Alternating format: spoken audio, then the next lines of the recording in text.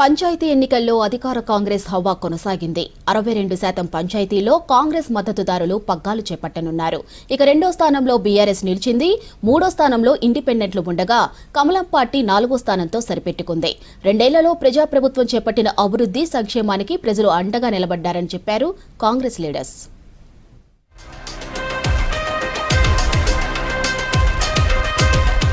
రాష్ట్ర వ్యాప్తంగా పంచాయతీ ఎన్నికల్లో కాంగ్రెస్ జైత్రయాత్ర కొనసాగింది. అన్ని జిల్లాల్లోనూ హస్తం పార్టీ హవా స్పష్టంగా కనిపించింది. ఇటీవల జరిగిన జూబ్లీహిల్స్ బైపోల్లో గ్రాండ్ విక్టరీ కొట్టి జోరు మీదున్న అధికార పక్షం తాజాగా పంచాయతీ ఎన్నికల్లోనూ స్పష్టమైన ఆధిపత్యాన్ని కనబరిచింది. అర్ధరాత్రి వరకు వచ్చిన తుది విడత ఫలితాలను కలుపుకొని 3 విడతల్లో కాంగ్రెస్ బలపరిచిన అభ్యర్థులు 62% గ్రామాల్లో విజయం సాధించారు.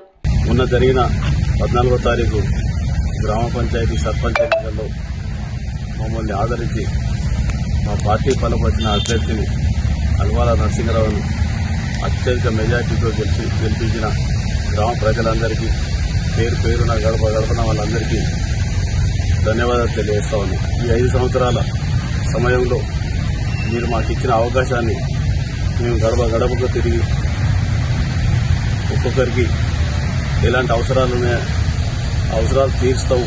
ప్రభుత్వం నుంచి వచ్చే సంక్షేమ పథకాల్ని అర్హులైన వారందరికీ మేము సమకూరుస్తాము. న్యాయపరంగా పార్టీలకు అతీతంగా కులాలకు మతాలకు అతీతంగా చేరవేస్తామని మేము హామీలు ఇచ్చాం.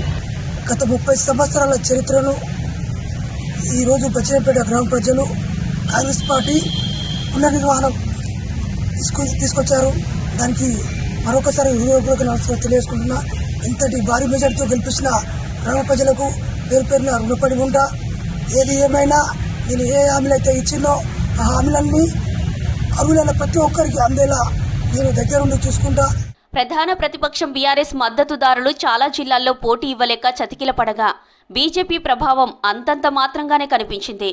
రాష్ట్రంలో మొత్తం 12,278 పంచాయతీలకు గాను వివిధ కారణాల వల్ల నిలిచిపోయిన 26 పంచాయతీలను మినహాయిస్తే 12,702 గ్రామ పంచాయతీలకు ఏకగ్రీవాలను కలుపుకొని 3 విడతల్లో జరిగిన ఎన్నికల్లో కాంగ్రెస్ ఏకపక్ష విజయాలను నమోదు చేసింది. అర్ధరాత్రి వరకు వచ్చిన తుది ఫలితాల ఆధారంగా కాంగ్రెస్ ఏకంగా 7,793 స్థానాలను కైవసం చేసుకుంది. అనేక గ్రామాల్లో కాంగ్రెస్ పార్టీ టికెట్ ఆశించి భంగపడిన నాయకులు రెబల్స్గా బరిలోకి దిగి సత్తా చాటారు.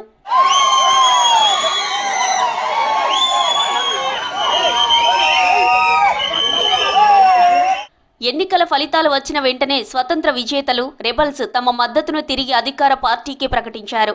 వీరంతా ఆయా నియోజకవర్గాల్లోని కాంగ్రెస్ ఎమ్మెల్యేలను మంత్రులను మర్యాదపూర్వకంగా కలిసి తాము కాంగ్రెస్ వెంటే ఉంటామని స్పష్టం చేశారు. దీంతో రికార్డు స్థాయిలో 62% గ్రామాల్లో కాంగ్రెస్ పాలక వర్గాలే కొలువుదీరనున్నాయి. ఈ ఫలితాలతో రూరల్ తెలంగాణలో కాంగ్రెస్ ప్రభుత్వంపై ప్రజల్లో ఉన్న ఆదరణ మరోసారి రుజువైందని ఆ పార్టీ నేతలు చెబుతున్నారు. ఎన్నికల సరళిని పరిశీలిస్తే మొదటి విడత నుంచే కాంగ్రెస్ ఆధిక్యతను చాటింది. రాష్ట్ర వ్యాప్తంగా అన్ని జిల్లాల్లోనూ కాంగ్రెస్ మద్దతుదారులు గెలుచుకున్న సర్పంచ్ సీట్ల సంఖ్య డబుల్ సెంచరీ దాటడం విశేషం. మొత్తం 3 విడతల్లో 12,702 పంచాయతీలకు ఎన్నికలు జరగ్గా కాంగ్రెస్ 7,793 అంటే 61.4% స్థానాల్లో గెలిచి తిరుగులేని ఆధిపత్యాన్ని ప్రదర్శించింది. బీఆర్ఎస్ 3,490 చోట్ల 27.4% స్థానాలతో రెండో స్థానంలో నిలిచింది. ఇక బీజేపీ కేవలం 635 సర్పంచ్ సీట్లతో అంటే 5% స్థానాలకే పరిమితమైంది. స్వతంత్రులు ఇతరులు 784 స్థానాల్లో గెలిచి బీజేపీ కంటే మెరుగైన ఫలితాలను సాధించారు. మొదటి విడతలో మొత్తం 4,230 పంచాయతీలకు గాను కాంగ్రెస్ మద్దతుదారులు అత్యధికంగా 2,860 స్థానాలను కైవసం చేసుకున్నారు. బీఆర్ఎస్ మద్దతుదారులు 1,143 స్థానాల్లో గెలవగా బీజేపీ మద్దతుదారులు 185 స్థానాలను మాత్రమే దక్కించుకోగలిగారు. ఇతరులు 42 చోట్ల గెలిచారు. ఇక సెకండ్ ఫేజ్లో 4,326 పంచాయతీలకు ఎన్నికలు జరిగాయి. ఇందులో కాంగ్రెస్ మద్దతుదారులు 2,431, బీఆర్ఎస్ మద్దతుదారులు 1,187 స్థానాల్లో విజయం సాధించారు. బీజేపీ మద్దతుదారులు 268 స్థానాల్లో గెలిచారు.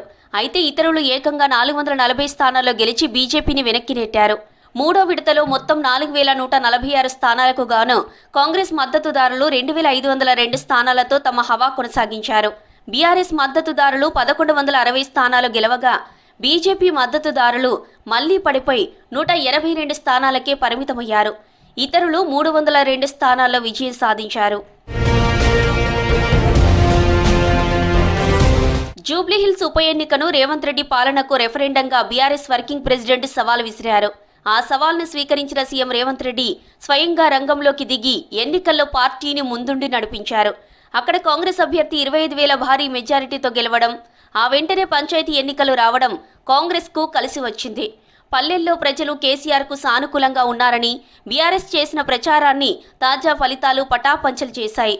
అర్బన్ ఓటర్ మొదలుకొని రూరల్ ఓటర్ వరకు అందరూ రేవంత్ పాలనకు జై కొట్టారని కాంగ్రెస్ వర్గాలు అంటున్నాయి. 2 ఏండ్ల పాలనకు ప్రజలు ఫస్ట్ క్లాస్ మార్కులు వేశారని, సోషల్ మీడియాలో చేసిన తప్పుడు ప్రచారాన్ని ప్రజలు నమ్మలేదన్నారు. సన్న బియ్యం, రేషన్ కార్డులు, ఇందిరమ్మ ఇండ్లు, సన్నవడ్ల బోనస్, రైతు రుణమాఫీ, మహాలక్ష్మి వంటి సంక్షేమ పథకాలు కూడా ప్రభుత్వంపై సానుకూలతను పెంచాయని అభిప్రాయపడుతున్నారు హస్తం నేతలు.